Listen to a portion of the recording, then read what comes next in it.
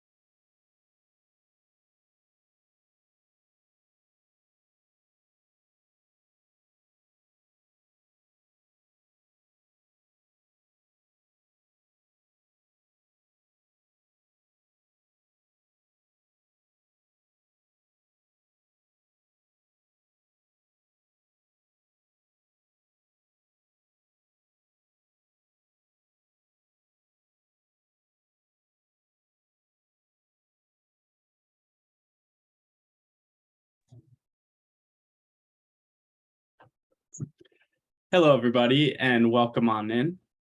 My name is Jim Wismer, and I'm joined today by Karan Shah. He's one of our co-founders here at IV Experience. And today we're going to be taking you through kind of a bunch of back-to-school reminders that are going to help your freshman and sophomore students be as prepared as they can be for the coming year. So with that, I'll hand it over to Karan. Karan, you're muted. So we're going to start off giving off everyone a little bit of an overview of the 5 major factors that we're going to talk about today, that as they will pertain to your students. Some of them are going to be right away as soon as school starts, like their grades, and some may are a couple of years away, like essays and applications. But we're just going to give you a little bit of a timeline on what that looks like. So we'll start with grades and rigor. Rigor talks about the classes you're taking. Are they honors, AP? Are they regular classes? Letters, recommendations. We'll talk about teachers. We'll talk about guidance counselors, standardized tests, everyone's favorite things, the SATs and the ACTs, extracurricular activities, how students can get involved, how students can pursue their interests, how students can figure out what their interests are.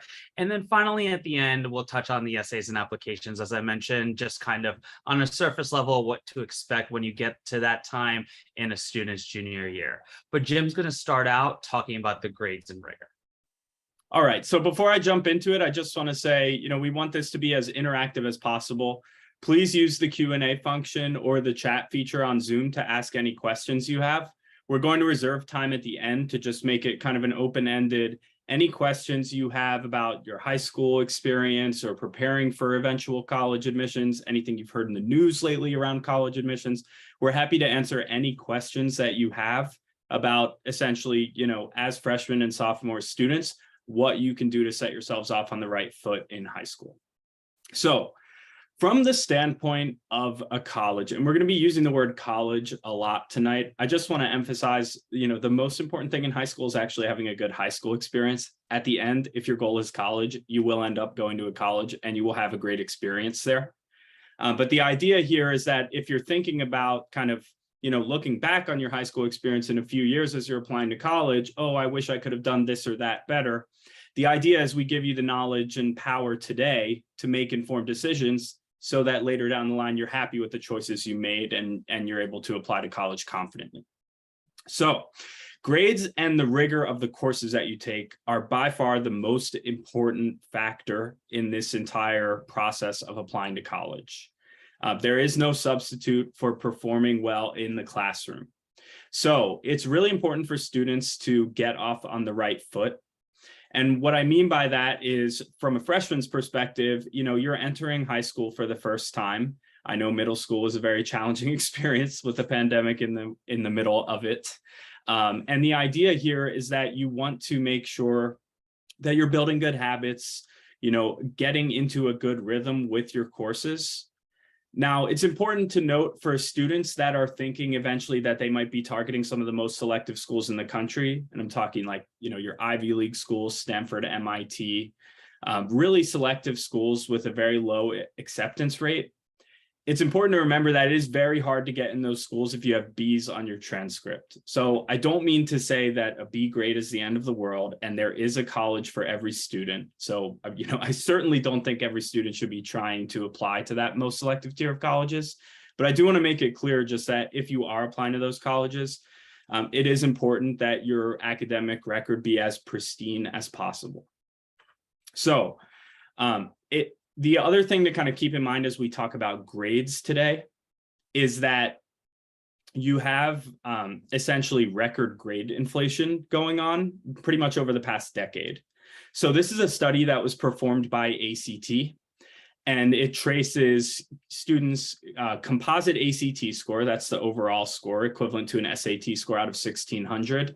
So a 21 on the ACT is about a 1060 to 1090 on the SAT for parents that are more familiar with the SAT. And essentially this tracks ACT scores over time, which have actually trended slightly downward. And especially in that kind of 2020, 2021 period when so many students, went virtual, experienced some degree of learning loss as a result of that.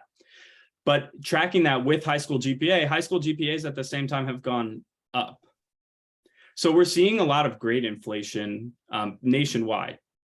And this is based on data that students report on their ACT and in the registration process.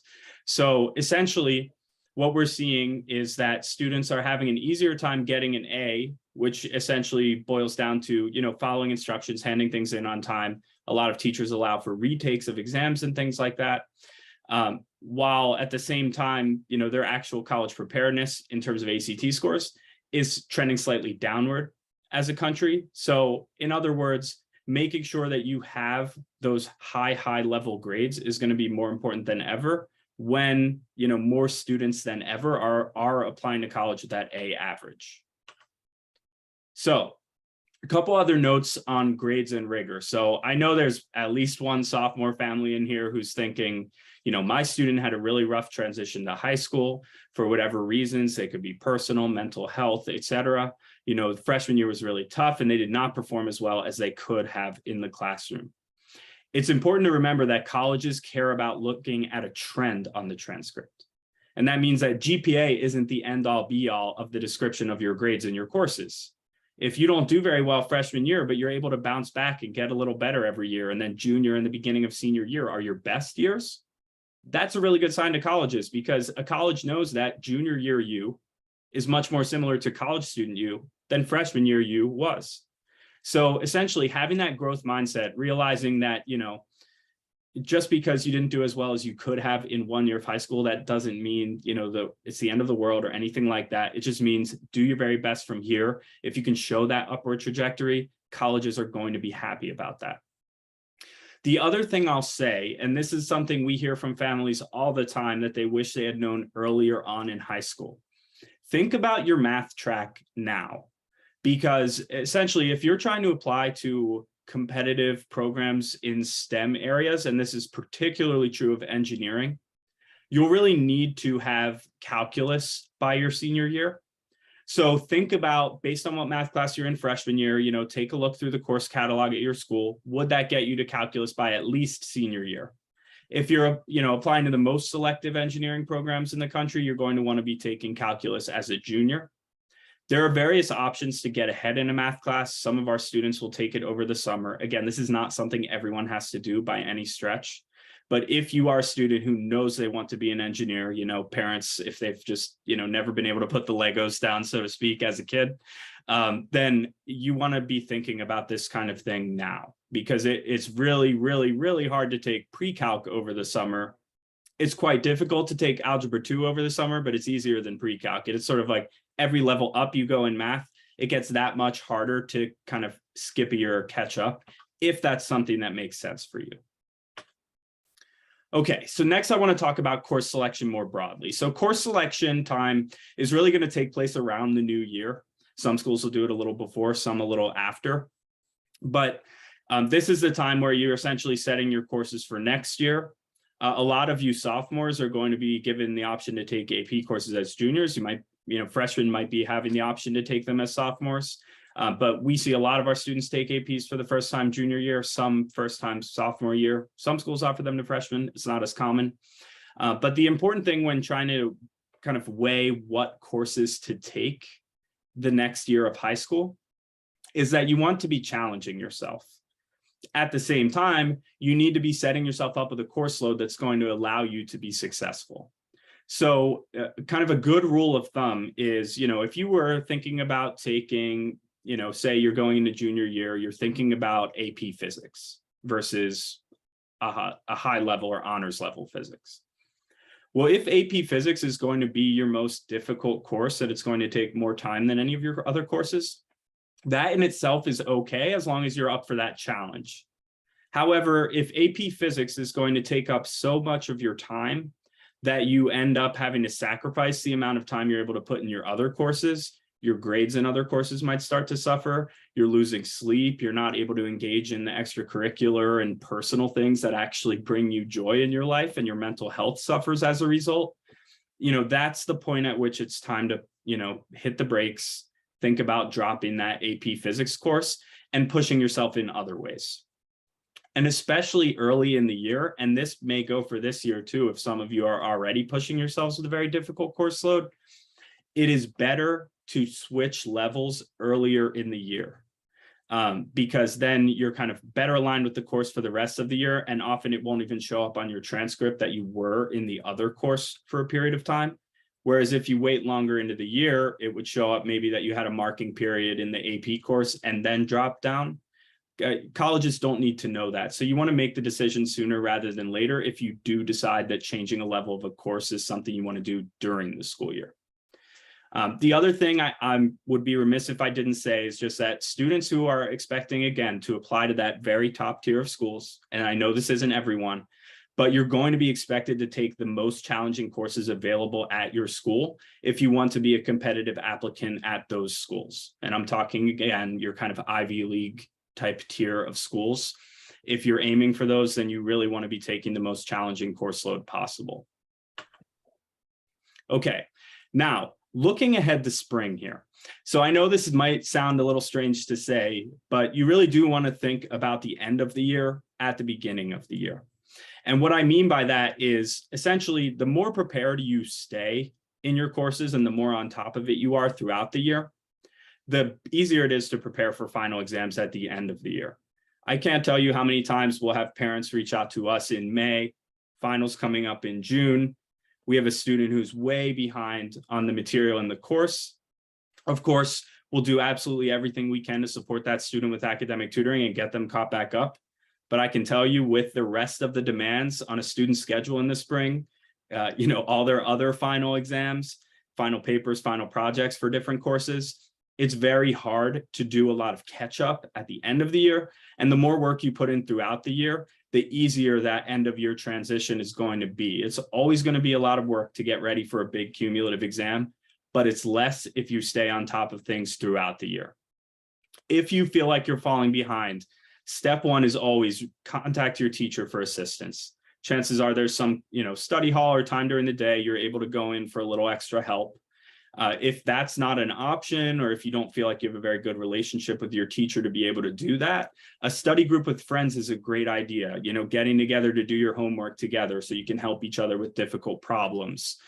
Just make sure that the study group is staying focused and staying on task and that everyone's actually pitching in, right? You don't just want to be in a study group with the smartest kid in the class and have them do the problems and you watch. You want to make sure this is something you're actively participating in and learning from along the way. Finally, if reaching out to the tutor, if study groups are not enough to get you to where you need to be in that course, that's the point at which tutoring can make sense. And essentially what we try to focus on when we're working with students in academic tutoring, we're not just handing you a fish, so to speak. It's not just about getting an A on the test that's coming up next week. It's about building habits and long-term, study skills that are going to allow you to stay on top of your work throughout the year.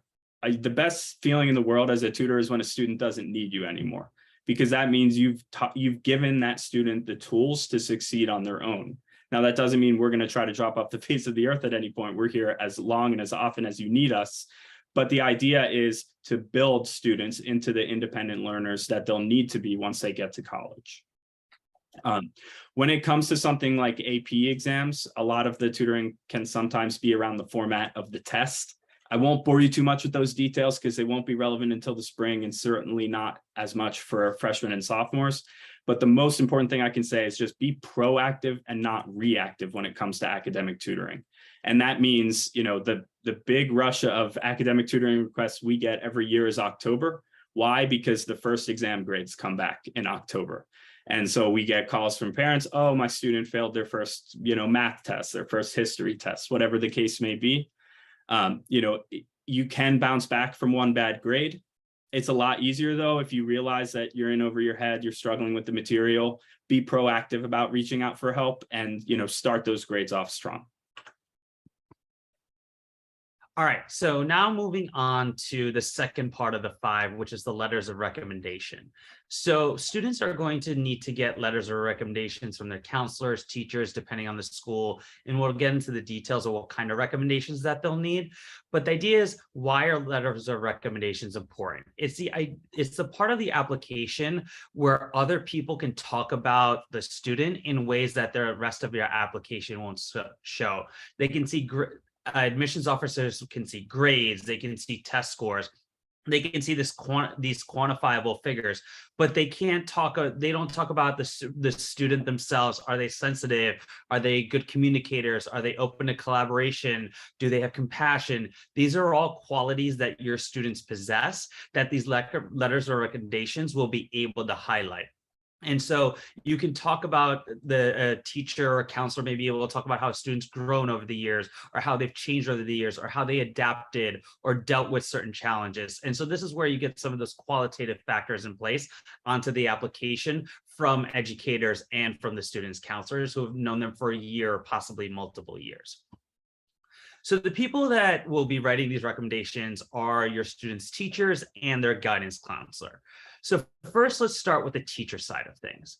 Ideally, students are going to be asking their junior year core subject teachers. Core subjects meaning math, science, history, English, and then foreign language.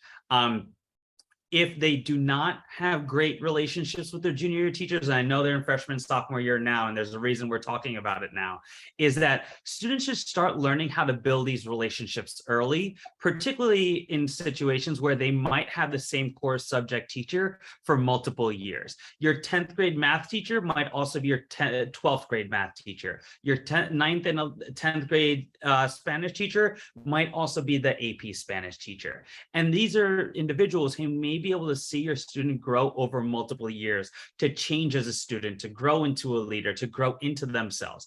And so if the junior year teachers aren't there to write those recommendations, those 9th and 10th grade teachers are great people to fall back on, especially if they have multi-year or unique relationships with the students. Now, another reason that you might have a 9th or 10th grade teacher write a recommendation is if they know your student outside of the classroom.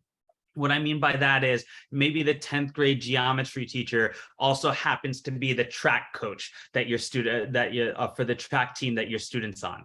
That teacher has seen that person in the classroom and saw all side of the classroom, and frankly for probably more time than they saw them in the classroom, right? With 3 hours of practices every day and being on the bus and going off to meets. And so they can really talk about the student in many different ways. And as a result, that might be another viable recommender as well. And so keep that in mind, even though your students in 9th and 10th grade, to build those relationships with those with those teachers so that they can write those recommendations. Now, in terms of what subjects the teachers are coming from, this is where some schools get a little bit more specific than others. For example, at MIT, one recommendation of the 2 that are required have to be from a math or science teacher, and one has to be from a humanities social science teacher. Now, other example, Duquesne goes the other way, and only one letter, they only need one letter, and only for health science applicants. So there's also a variety out there, but the easy way to go about doing it is just assume you're going to need 2. And if later on you only need 1 and it's only one specific one, then that's fine, but you have a variety of teachers to choose from. Now, in terms of when should students ask about the recommendations. So before the end of their junior year, even if it's a 9th grade teacher that you've known for 3 years, or whether it's a 10th grade teacher that you've known for 2 years, you want to ask them before the end of junior year for a couple of different reasons. One is a lot of teachers might put a cap on how many recommendations they're going to write. And they say, I can only write 20 different recommendations a year, because they want them to be authentic. They want them to be honest. They want to put their full effort into each one. And they want to make sure they're not just copy and pasting the same adjectives, the same stories about different students. And so as a result, you can make sure you get on the teacher's list early as someone they're going to write a recommendation for.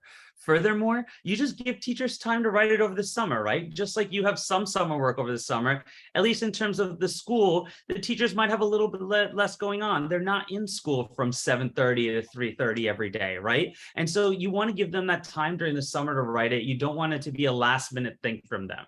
And so if you ask a teacher and you haven't heard back, or maybe they haven't completed their recommendations yet, it's okay to check in with them throughout the summer and ask them. But again, worrying about that later is fine. But for now, just keep in mind and make sure to ask them before the end of junior year. And I know that's a year and a half away, so don't worry about that too much yet. How should you ask the teachers? So always ask in person. That's first and foremost. Ask the teacher in person, go to their classroom either during lunchtime or free period. A lot of teachers stay after school either to knock out some work or maybe do some tutoring for their students and things like that.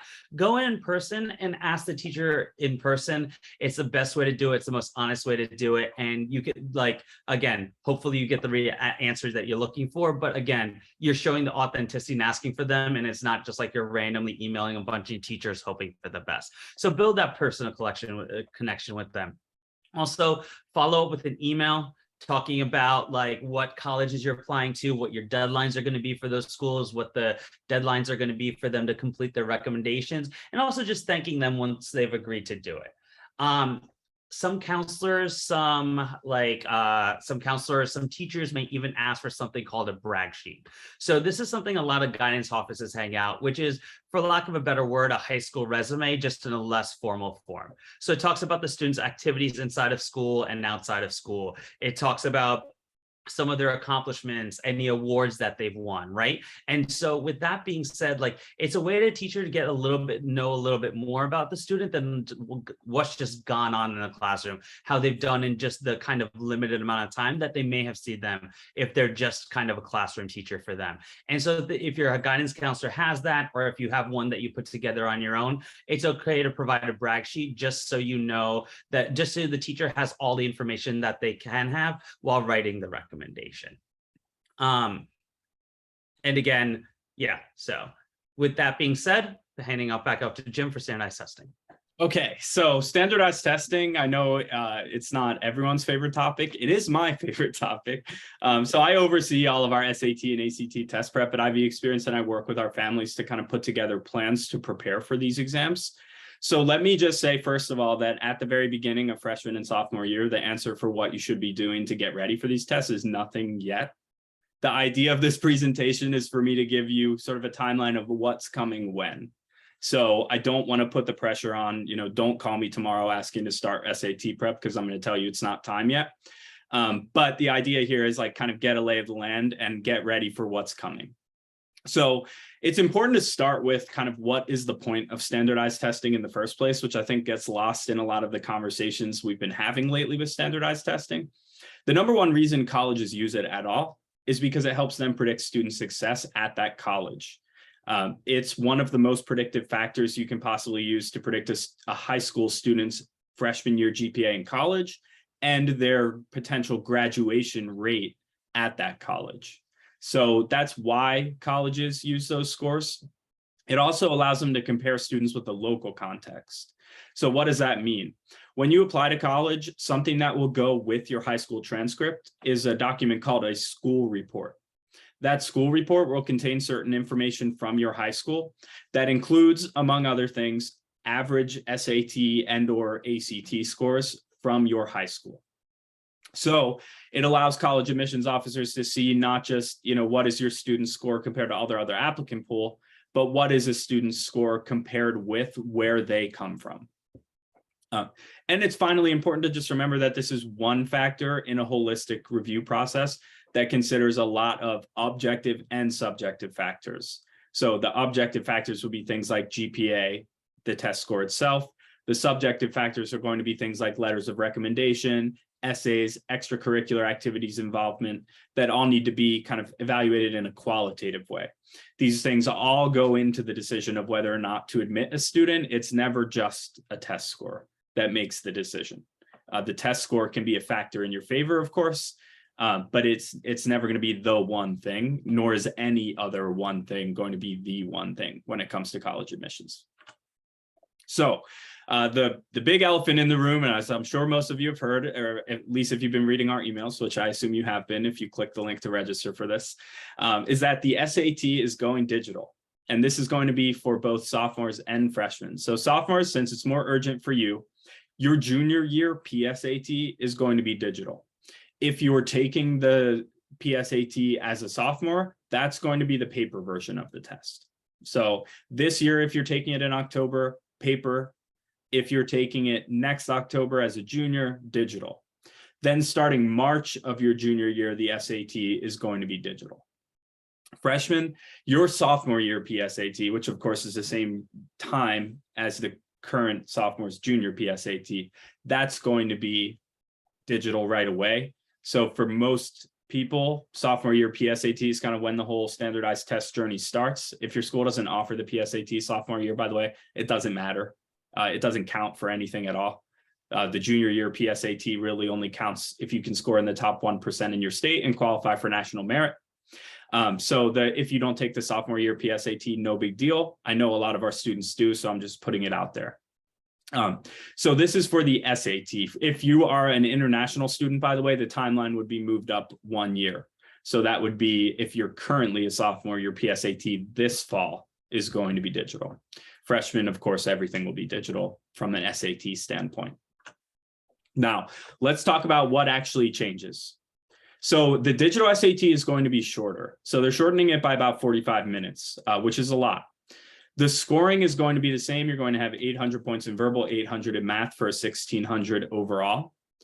The reading and writing sections are going to be combined. So the way the SAT is now, you have a separate reading and a separate writing section. They're going to be interwoven in the new test. Each section, as in reading and writing and math, will be made up of 2 modules each.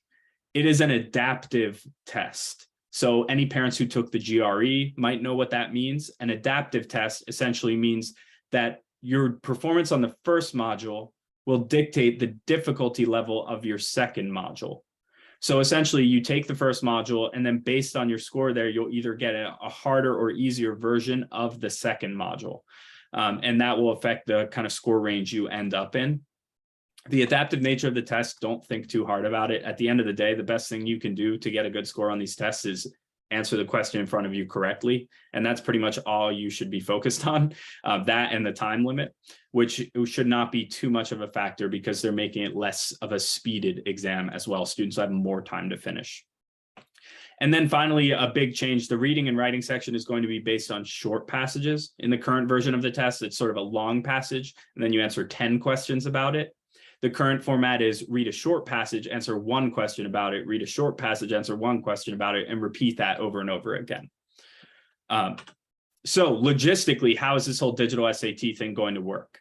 Students are going to be permitted to test on a laptop, Chromebook, or tablet. They can use their own device or a school device. So there will be a built-in timer and a built-in calculator, and it's actually a built-in graphing calculator. Students, if you've ever used Desmos as part of your classes, that's what it is. If you haven't, you may in the coming years use Desmos. And if you don't, then guess what? We'll teach it to you. It's very easy and intuitive. The test will still be taken at a school or test center on a Saturday. They're hoping in the future to be able to kind of be flexible with when students take the test, maybe offered in a window. Because of the digital test, 2 students testing next to each other won't have necessarily the same exact test. It'll be a random question, like kind of randomly selected from within a broader question pool. So they'll be able to test on multiple days and it won't be a test security issue. Whereas now when students sit down to take the SAT on a Saturday, everyone takes the same test. So the app that you take the test within on your computer or tablet or Chromebook, it is designed to pause in the event of a computer crash. So it'll save where you are in the time limit, save where you are on the test. You restart the app, it'll pop you right in there and resume your time limit. Likewise, if there's some kind of internet outage, the app runs by itself. So College Board has really done a good job of like kind of troubleshooting every possible issue here. Now, could there be, potential hiccups? Yes. I'm not really anticipating them because, they're really seeing the future of this as being the digital SAT. So they're kind of putting all of their time and money and resources into developing this test and making it as good as it can be. So with the digital SAT, I would be remiss if I didn't mention that students don't have to take the SAT to get into college. There's also the ACT. And many parents who are in here, I know we've worked with your older students, and so that I always recommend that students start this process by taking a diagnostic test, which is essentially half of an SAT and half of an ACT. Compare the scores on those 2 tests and see which one is a better fit for you. Some students do better on the SAT, some better on the ACT. It just kind of depends on a lot of the different nuances between the tests. I won't bore you with the details of how they're different. Call our office. I'm happy to have that conversation with you anytime, but it's not really relevant yet. But the idea is that about half of students will just perform way better on one or the other, and then you want to focus on that test. For the students who score pretty similarly on the two tests, we'll look at kind of where the strengths and weaknesses are and make the decision that way based on how we tend to see students improve in those areas. So taking a diagnostic test is something you really want to do essentially by the end of 10th grade, with the idea that most of our students will take the test early in 11th grade for the first time.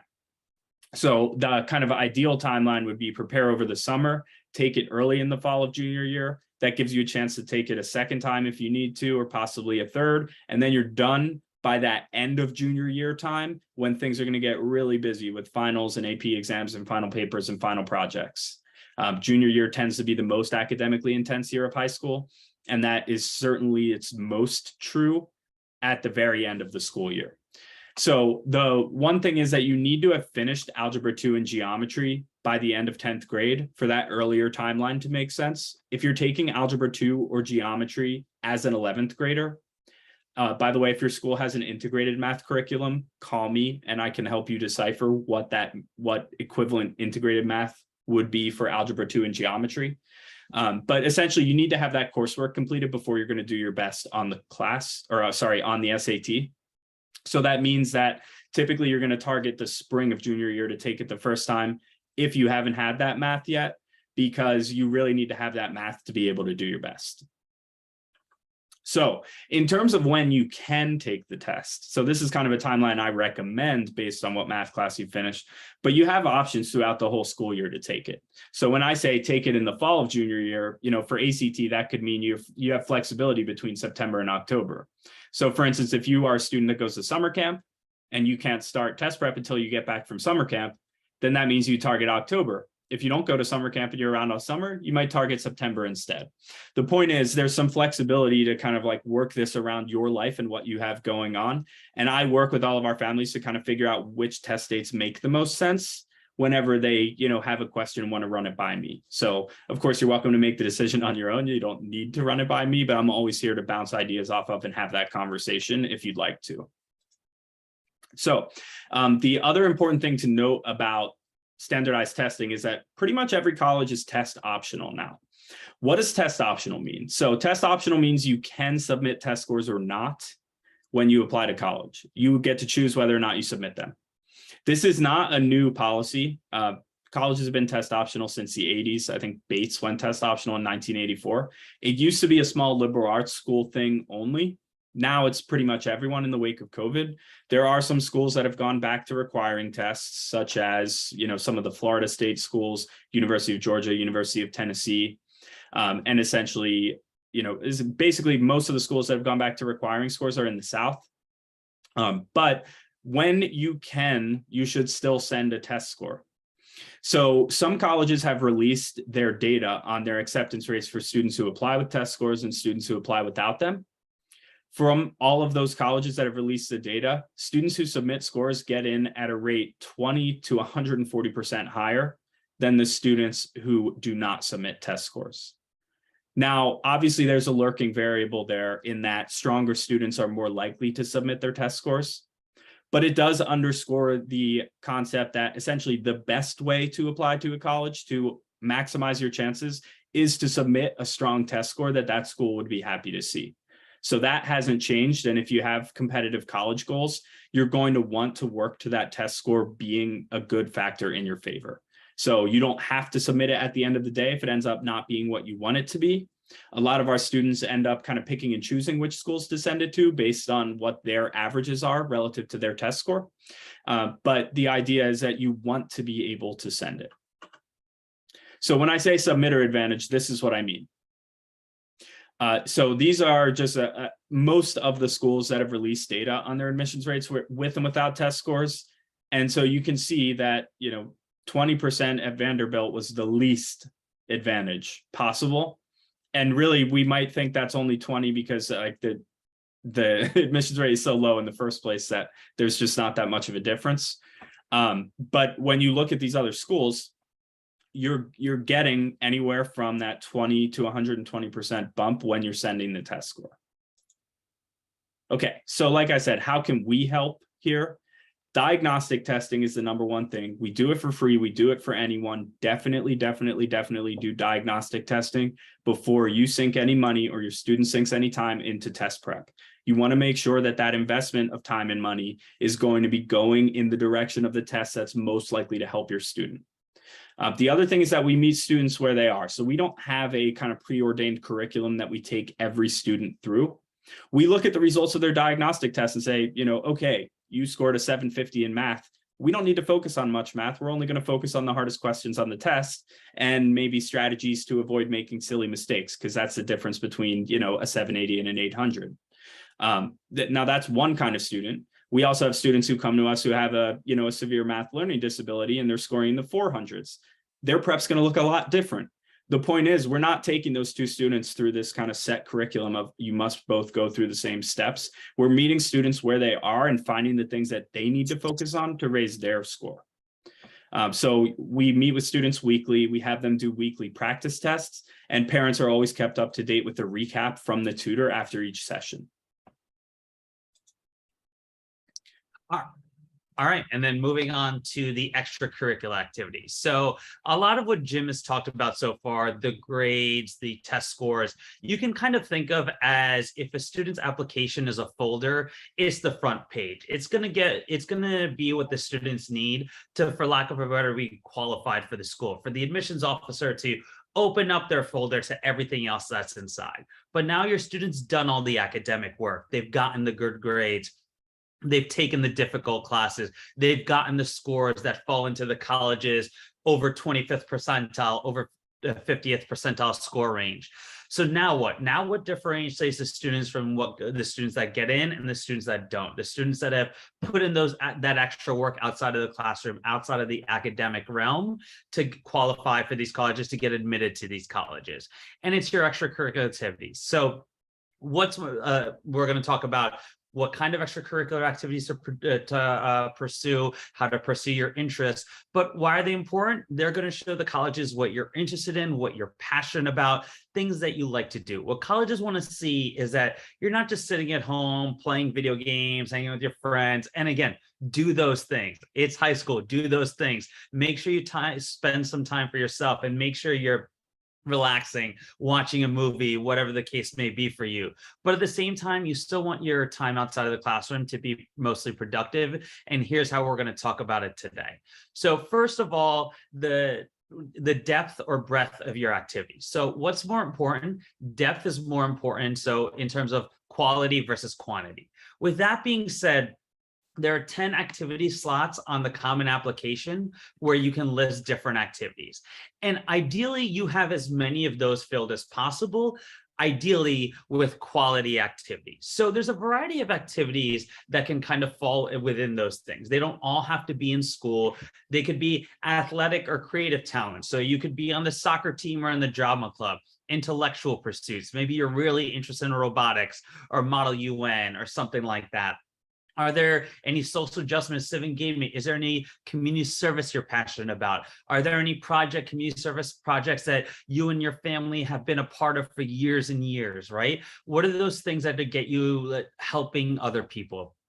Finally, personal interests and curiosities. Do you love writing? Do you love painting? Do you love creating videos, right? Do you love playing video games and you have 100,000 followers on Twitch, right? What are those things that really interest you?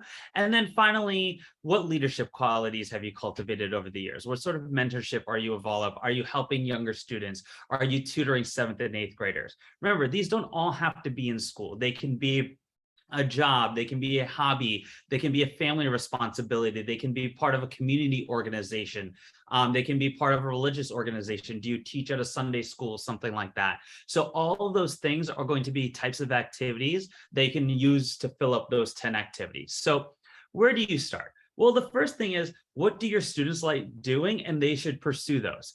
Do you love soccer? Have you played soccer since you were in 3rd grade? Are you going to play in college? Hey, maybe not, but that doesn't mean you shouldn't be on your high school soccer team for 4 years. It's a great way to build a community. It's a great way to make friends, right? Particularly if you're going to a new high school, or maybe your high school is a combination of a bunch of middle schools. And so Figure out what you're interested in and pursue those things.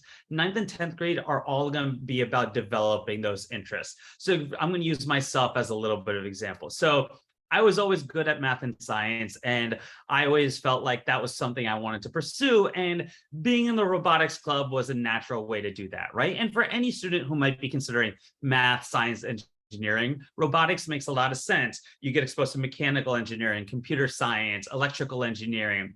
You get exposed to all those different things, and you can even figure out, even if you know you want to do engineering, maybe what major you want to pursue as a result of that club.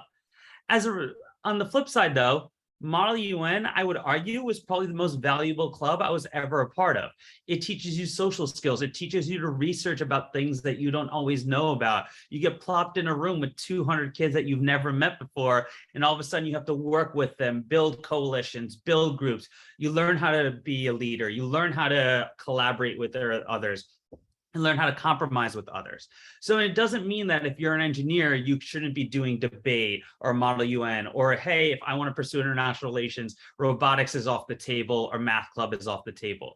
Figure out what your interests are. All of them don't have to necessarily be academically aligned with what you're planning to pursue, but this is your way of pursuing all of those different things. Now, by the time you get to 11th and 12th grade, you're going to be wanting to take on leadership positions in the clubs you're really passionate about, in the organizations you're really passionate about. And so you may be able to spend a little bit less time on the other clubs, but it's still important to, if you enjoy them, if they provide value to you, to continue to spend some time on those so that you can figure out, like, balance not only your college application, but also your high school experience.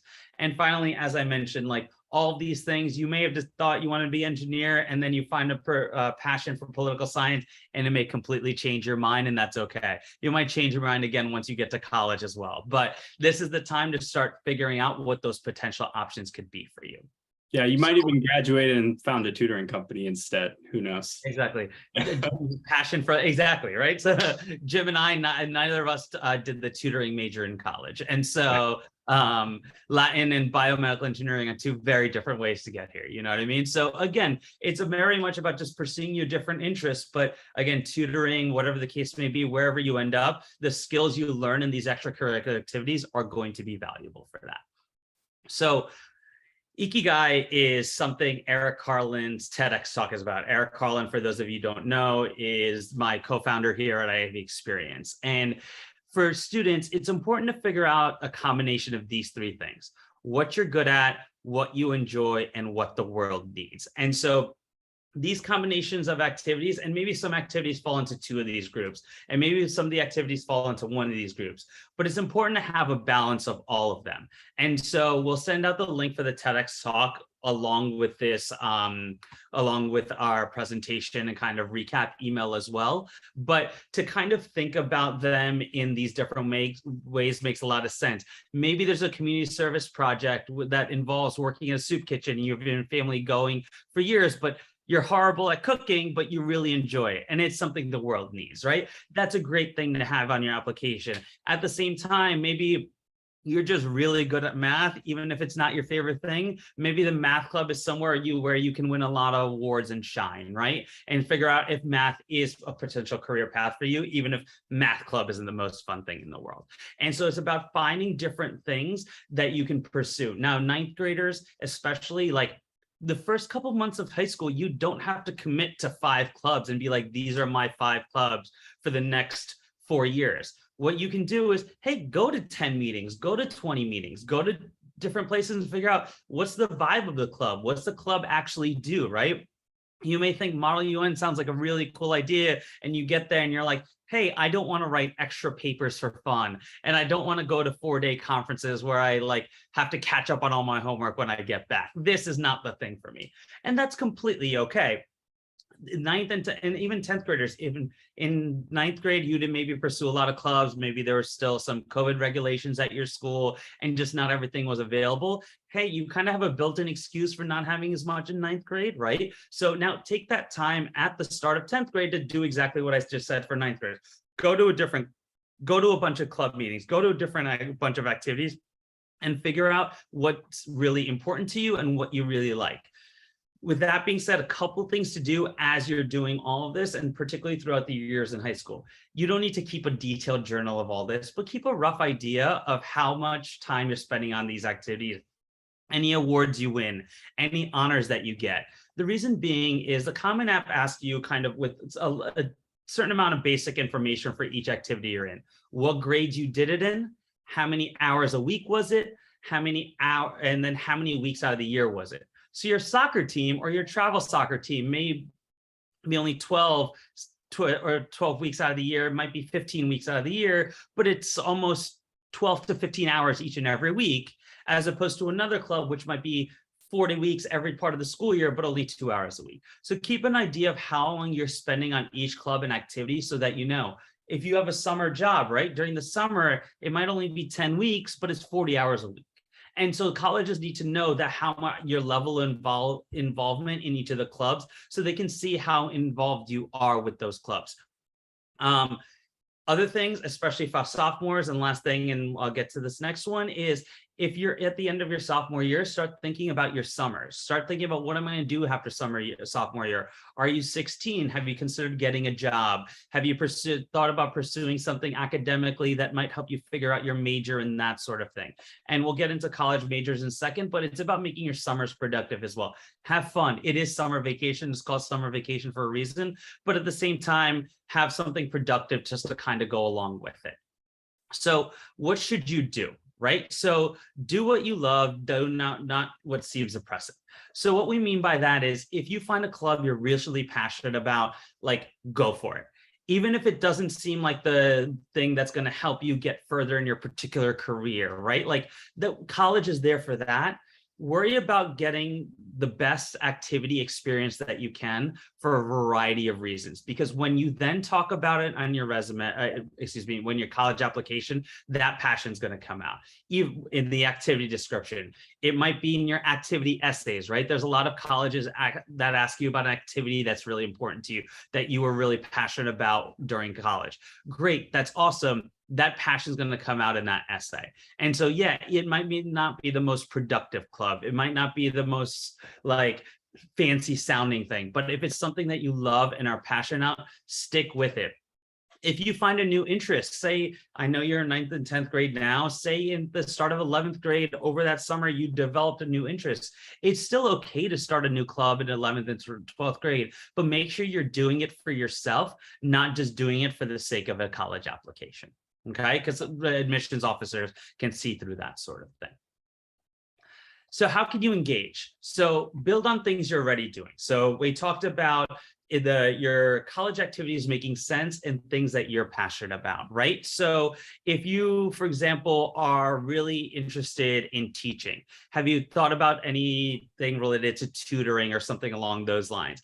Hey, you love playing tennis. Have you thought about working at a tennis academy or volunteering at a nonprofit that teaches students how to play sports, or maybe working with a nonprofit that gets together sporting equipment for students or things like that? Like, what are the things that you can do that fall in line with how you're already engaged with the things that you're passionate about already?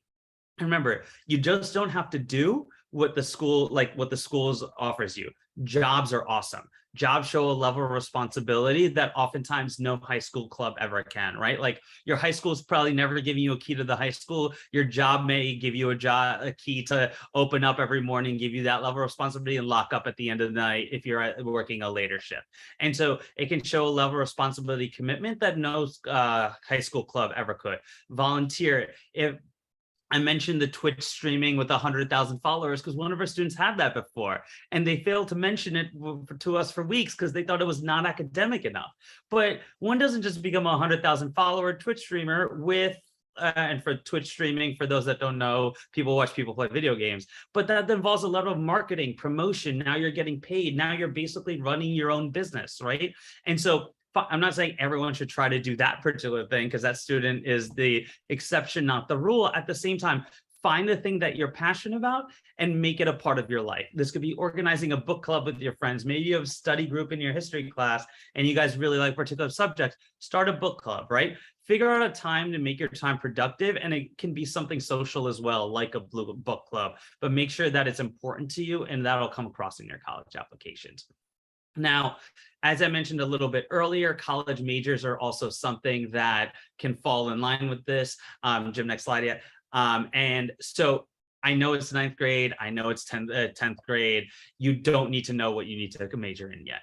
If you have an idea, that's great. This is a time to figure it out. This might also be the time to be like, hey, I'm always good at math and science. I got to robotics club and I hate it. I hate every part of this process. I hate every part of this thing. I do not want to pursue this at all.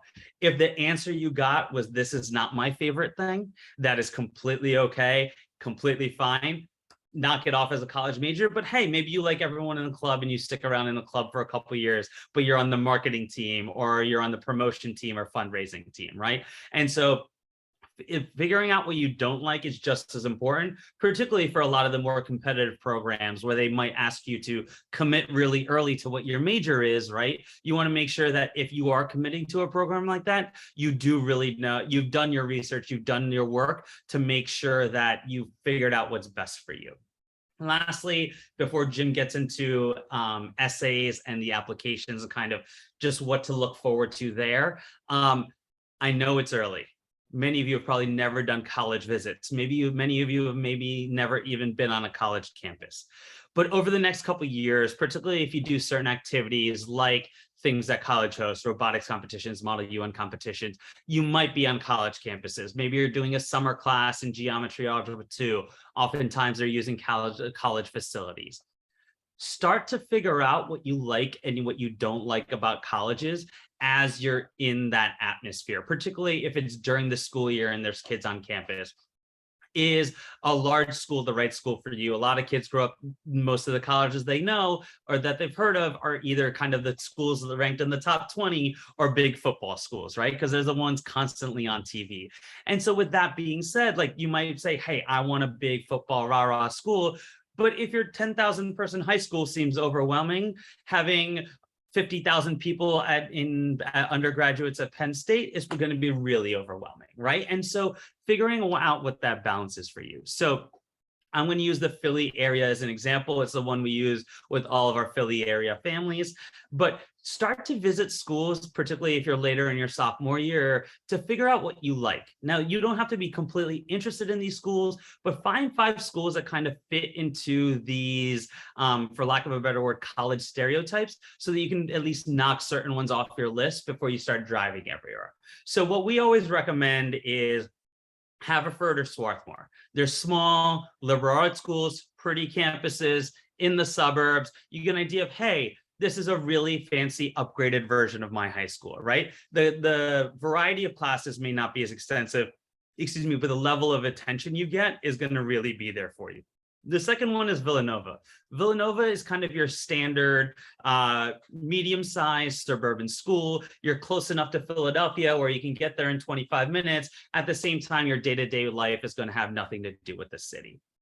Third is Westchester. The reason we bring up Westchester, sometimes we'll say Rutgers or Delaware, depending on where the family lives in the Philadelphia area, it's the closest you're going to get to a bigger state school around us, to kind of getting to a place where, hey, this is way bigger than my high school. There's a lot of students here. There's a lot of opportunities. There's also a lot of distractions, right? And so figuring out that's something your student can balance. Finally, Temple. Temple is a lot like NYU. It's a lot like BU, where you very much know you're in the city when you're on campus, right? Maybe you're taking buses from one place to another. Maybe some of your classes are just in buildings which have a Temple or NYU sign in front, where there are parts of campus that could feel campus-like, but there's other parts that don't. And so it's important for your college to even have a campus, right? BU, for lack of a better, doesn't have one. It's just, I believe it's Commonwealth. They're just a street where there's just signs that say BU on them, and that's basically it. So it's having a college green, that sort of experience important to you. And then finally, Drexel, Penn are the two. Drexel and Penn are the two we offer as the other way of, hey, when you're on Drexel's campus, yeah, you're in Philadelphia. When you're on Penn's campus, yeah, you're in Philadelphia. But at the same time, you feel like you're very much on the campus. You're immersed in the college. You're immersed in the college experience.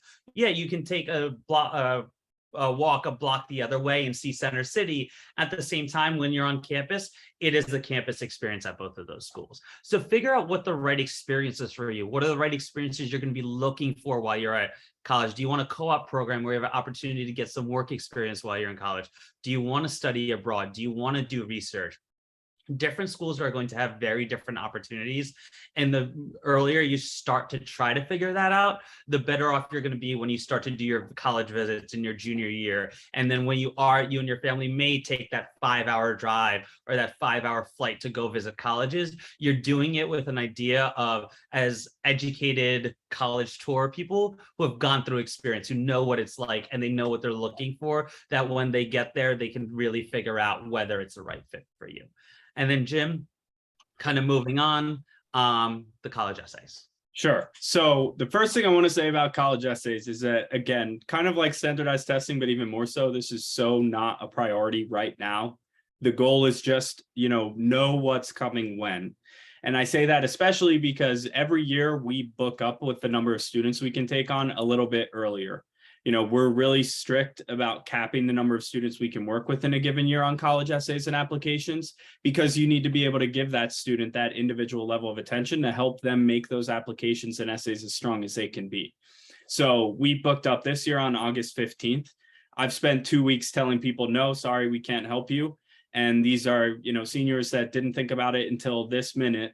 And so we're not able to help them because we're already fully booked. So if you'd like to work with us, especially, but whether you're working with us or not, you want to be thinking about these steps far in advance to just know what's coming when. Again, no immediate action needed at all. The earliest we'll start meeting with families for essays and applications is November or December of 11th grade. And that's really a get to know you meeting. That doesn't mean even then that you're starting essay work yet, which won't really start until the spring of 11th grade at the earliest. But the idea here is we're trying to find a balance between, making sure that your applications are getting done and to the best of your students' ability, while at the same time, living a rich and fulfilling life along the way. So you really want to take advantage of that summer between junior and senior year to get as much of that done as possible. Our goal for our students is always to have them finished with all of their essays and applications by the start of 12th grade. That isn't always possible. Some colleges don't release their prompts until August 1st.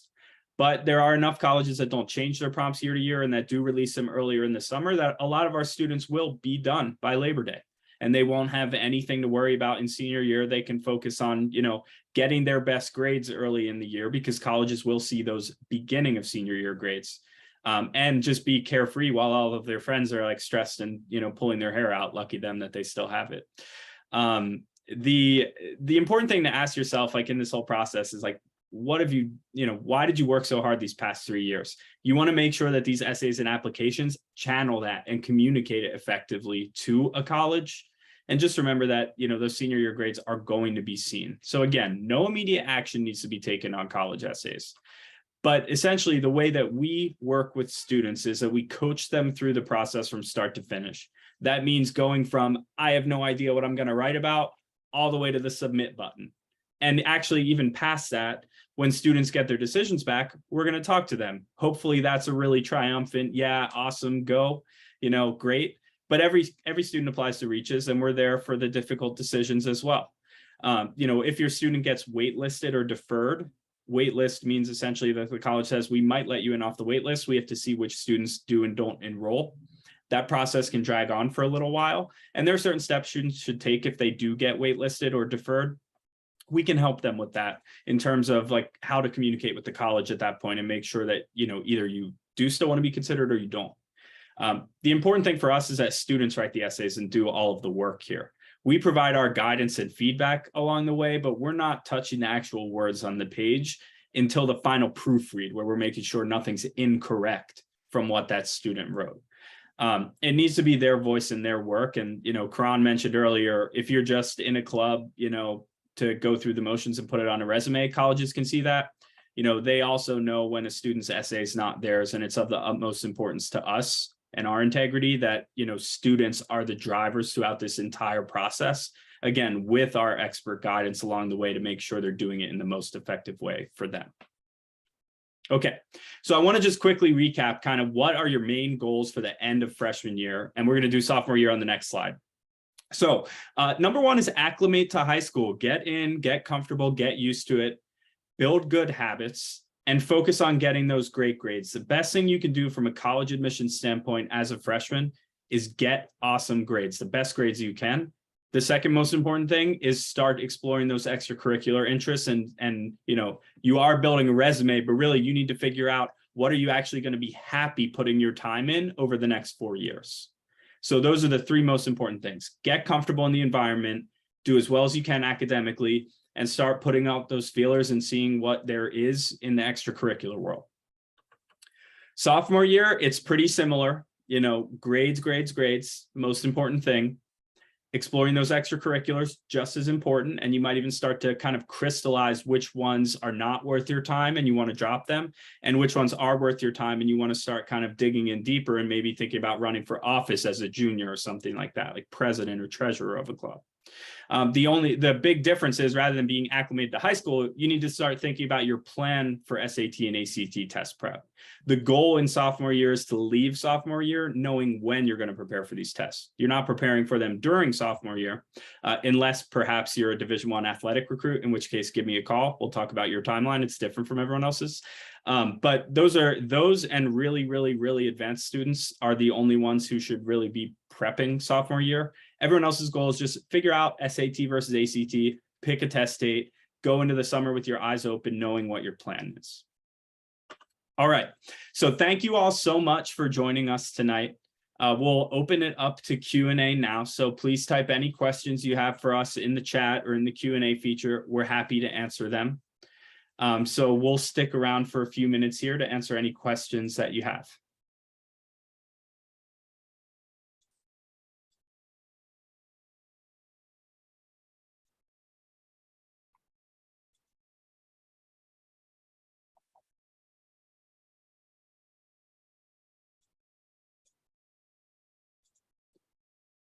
Okay, first question came in. Are AP exam scores required by any colleges?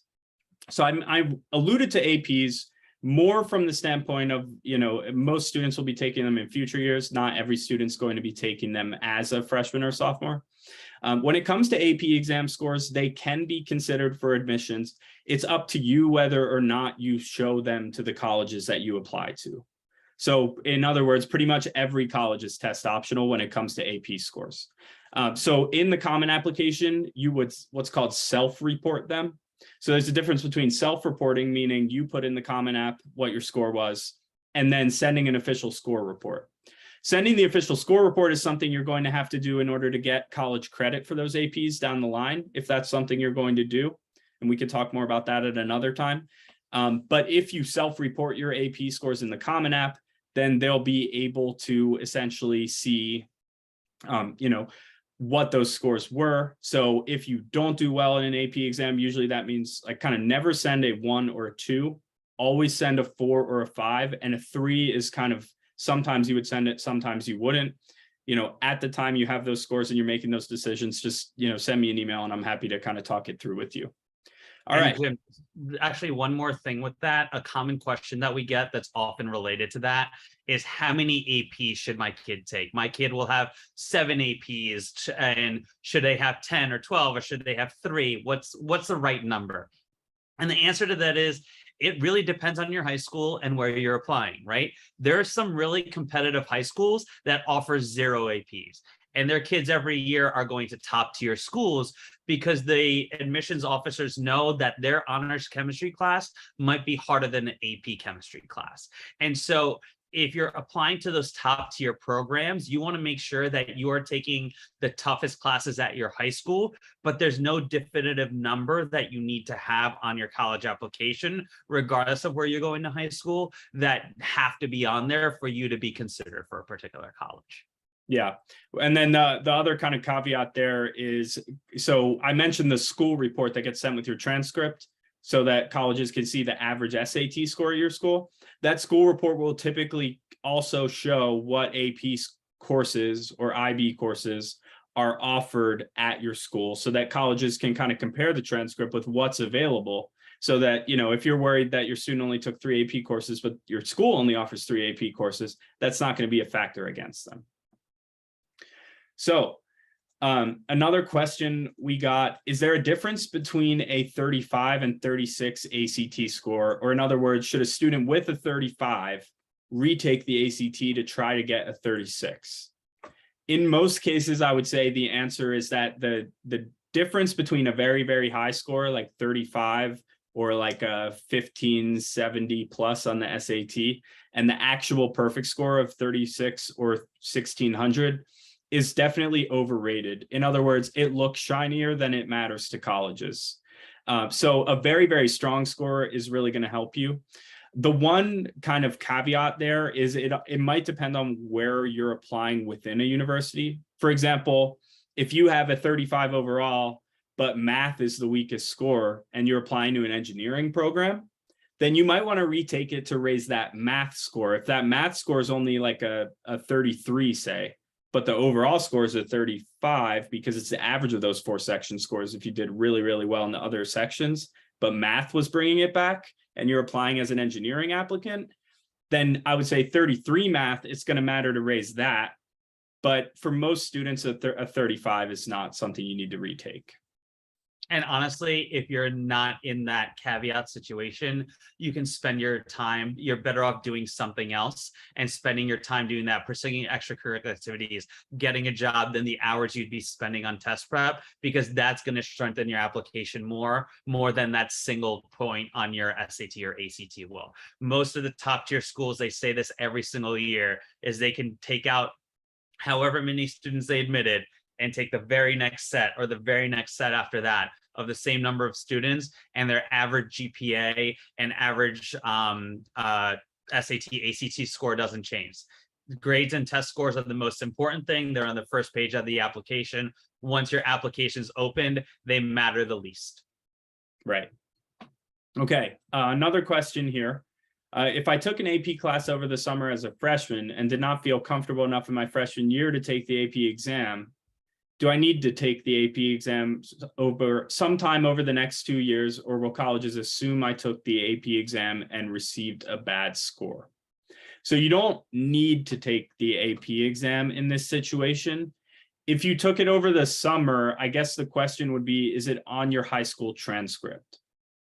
If it's on your high school transcript, or it's going to make its way to your college applications that you took an AP course over the summer, then they'll see that there's no exam score associated with that. You know, will they necessarily assume you received a bad score? I don't think, especially if it's clear on the transcript you took it over the summer. I think there'd be some understanding that you wouldn't, like, if you chose not to take the exam, that, you know, a lot of time elapsed between the end of the course and the exam. At the same time, again, if you're trying to get into some of the most selective schools in the country, then the answer is, you know, take the AP exam and do well on it, because that's what you're going to need to differentiate yourself in that applicant pool. Karan, anything to add there? Yeah, it's again, if it's especially a class where maybe you took AP physics, right, without calculus, and then later on you took AP, or you're planning on taking AP calculus later, like, studying up again can't hurt. So if you haven't taken it and you feel like by the time we hit next May and you're not going to be able to do well, then honestly, it's not worth your time studying for that test. But to improve your overall application, if it is something that's going to show up in your transcript, ideally you take the test. If you get a good score, great. If you don't get a good score, you don't need to submit it anyway. You're in the same boat. So you're better off taking it and seeing how you do, studying for it, trying your best, where it can help you. Whereas if you don't get a good score, you're in the same boat you are now. So, yeah. And this question was asked anonymously. So I would ask you, anonymous person, if you think there are some ifs, ands, and buts here that would add more context about your individual situation, and obviously you don't want us discussing them in front of the group, send me an email tomorrow and I'm happy to kind of talk it through in more depth. All right. So would you consider taking more AP classes versus college courses junior year? So the question here, I think, is between whether it would look better from a college's perspective to take an AP course versus dual enrollment, where you're actually taking a university level course. Karan, do you want to take that one? Yeah. So The answer is it depends on what the classes themselves are. So there are some high schools that I've seen that may offer dual enrollment for business, for example, right? Where if your student's interested in business, it might be a great opportunity to take some actual college level business classes, which can expose the student to the ideas, the concepts that they'll be learning during college. Now, with that being said, if they're losing out on AP Physics or AP Calculus to take those dual enrollment courses, it might look like a weaker college transcript if they're not applying to business programs. So the question is it a core course that we're losing to take those college level courses? Excuse me, don't lose those core classes. If you're applying to competitive colleges, you're going to want 4 years of math, 4 years of science, 4 years of history, 4 years of English, 4 years of foreign language. Do not sacrifice those for college classes. Now, if you're going to be taking college classes in those core subjects. So for example, you're heading into your senior year and your high school only offers AP SAT, but you want to take multivariable calculus, and you can take that at the local community college as your math class, then that's a great viable alternative. That's a good viable option. It really depends on what the individual trade-off is for the courses themselves. I know that's a little bit vague, but every dual enrollment programs is a little bit different, and we've given very differing answers based upon what those course selection options may be. And Yeah, so and I think the kind of one other factor there might be the university it's offered at as well, right, Karan? exactly, right. And so Community college versus, a flagship, top 20 university, that makes a big difference. I mean, I worked with a couple of students last year who had taken taken college classes as part of their high school experience at Penn. And that was their math class for the year, and that was their science class for the year.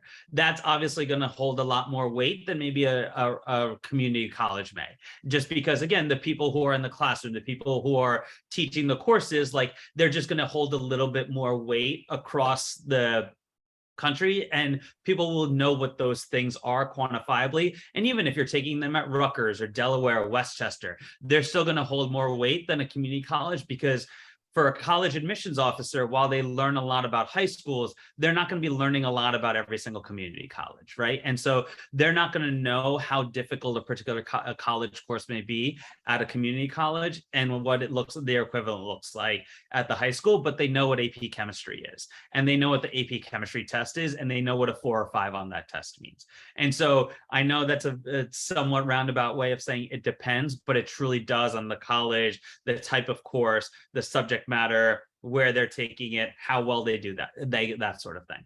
Yeah, the final consideration there would be college credit. So depending on the school, you might be more likely to get the credit for a score on an AP exam, or you might be more likely to get the credit from dual enrollment transferring. For instance, I think Temple takes credits from pretty much every Philadelphia area community college. If that is the number one choice and cost is a concern, you're going to actually save money from transferring credits. Yes, and if that's a concern, that's a valid one. And then on the flip side, you could go the other way, where, say, you're taking your dual enrollment classes at Temple, right? And Temple is where you're taking your college classes. If you end up taking too many of them, rather than be considered a first-year applicant, you might start to be considered a transfer applicant by a lot of colleges. So you need to be careful of how much college credit you show up with. You could show up with 10 APs and you don't have to worry about that, and you can get the college credit that way. But if you've taken 10 college classes and got credit for all of them, that you might be considered a transfer student at that point, and things might get a little dicey as being considered a first-year applicant. Yeah. I can't say I expected that much dual enrollment in the 9th and 10th grade back to school webinar, but good questions. All right, next one. Okay, if I have a 35 on the ACT, and this is with 36s in my 2 major related subcategories, and excellent grades, but I want to apply to a number of top schools and frankly will not be able to devote a ton of time to college essays beyond my common application major essay, as in the personal statement essay that goes to just about every school. That is not a major essay, just to be clear. Right. There's a different kind of essay called a major essay. But yeah, so beyond the main Common App essay that goes to every school, this student's concerned about their ability to be able to devote time to other college essays. Is it better to spend a lot of time on unique essay responses to fewer schools rather than applying to more schools. And go ahead. Can I answer this honestly, Jim? Yes. Figure out a way to make time, frankly, is the honest answer to the question. If you are worried about applying to super competitive programs, and that's something that's important to you, and you've gotten a 35 already, you've put hard work into your academics, it's figure out the time. And that's what it is. It's what it's going to come down to. While applying to fewer colleges is completely okay. You don't have to apply to 10 colleges. You can apply to your 2 or 3 reaches that have the programs that you feel are the perfect fit for you. You can apply to a couple like match schools, and then you can apply to a couple like likely schools. And it's okay to apply to 5 to 6 schools. And so I don't want to say you have to apply to every single college that you might potentially be interested in. At the same time, if the argument is, well, I can't spend time on my college essays, cut a little bit of time out elsewhere to spend time on your college essays, okay? Your senior grades matter, but if you're getting 95s instead of 98s, that's completely okay. Don't let your college essays go by the wayside. Your academics are really important, but as we said, that's what gets your application read. Your essays, your extracurricular activities are what's going to differentiate you. If you don't have those, there are going to be other students have the same academic qualities that you do, that are academic resume that you do, that are going to have put in the work into their essays and applications. So it comes down to what you're going to prioritize whenever that time comes for you to actually work on your essays.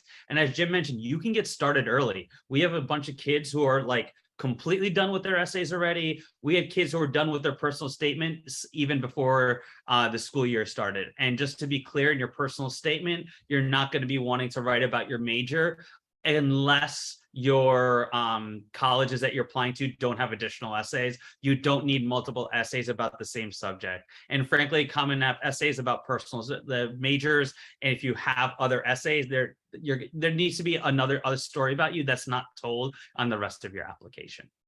Right. And just to add to that, I think one of the frustrating things for a lot of us that kind of work in this space is that a lot of students and families will reach out to us and say they feel college admissions is a crapshoot. There's nothing random about it. I mean, these are decisions that are being made on some subjective criteria.